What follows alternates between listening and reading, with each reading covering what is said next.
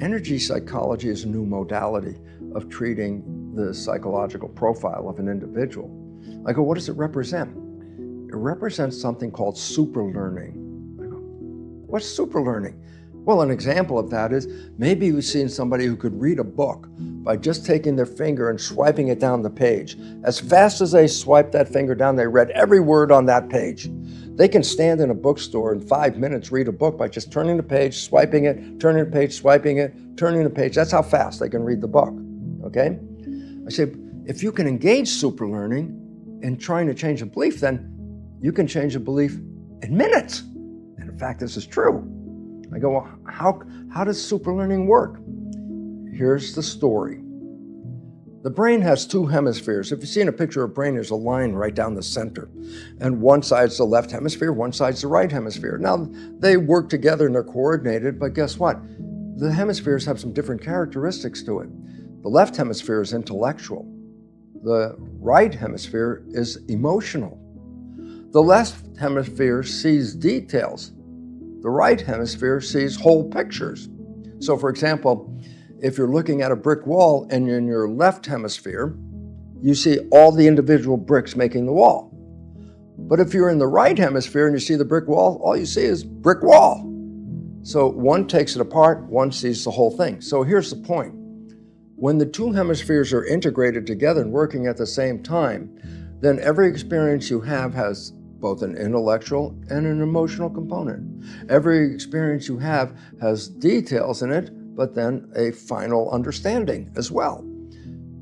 However, after age 7, because up to then, both hemispheres are working together, that's called hemi-sync. Hemisphere synchronization, working together in harmony. So when you experience something, you experience it intellectually as well as emotionally at the same time. After age 7, though, guess what? The hemispheres separate. And during the day, couple of hours, you're in the left hemisphere, you're more intellectual. A couple hours later, you're in the right hemisphere, you're a little more emotional. And so during the day, it's a wave. It's called a radian wave.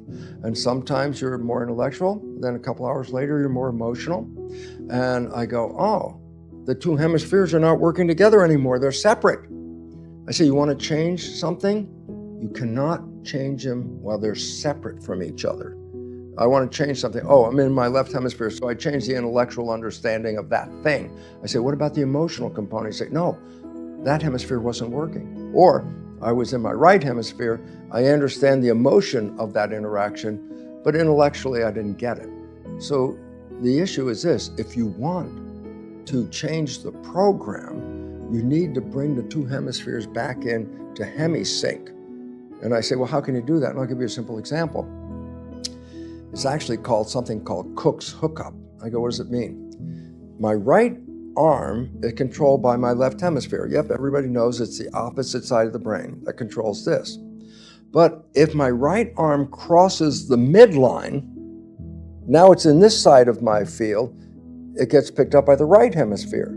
So my left arm, controlled by my left hemisphere, crosses the midline, also gets picked up by my right hemisphere. So guess what?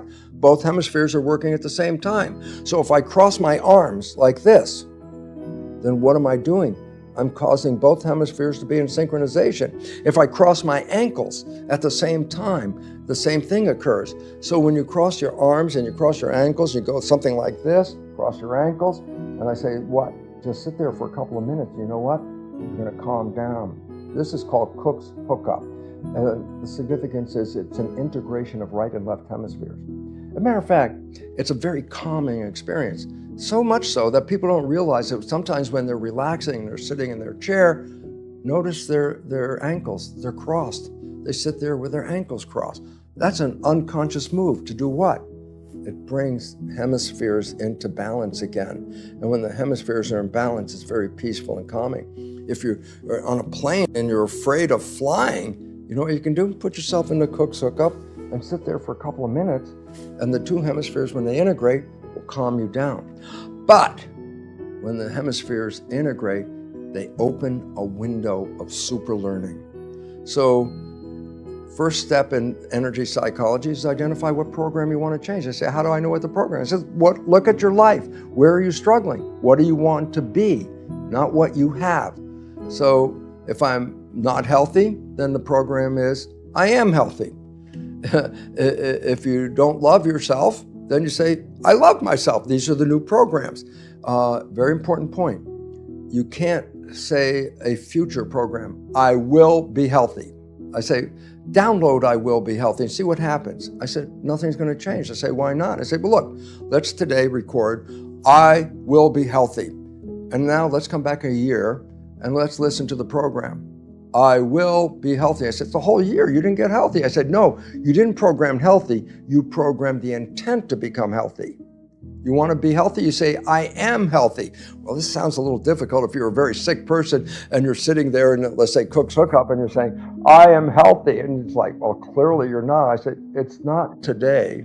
What you're doing is putting in a new program. And as we discussed in the past, the significance of the mind is to manifest the program.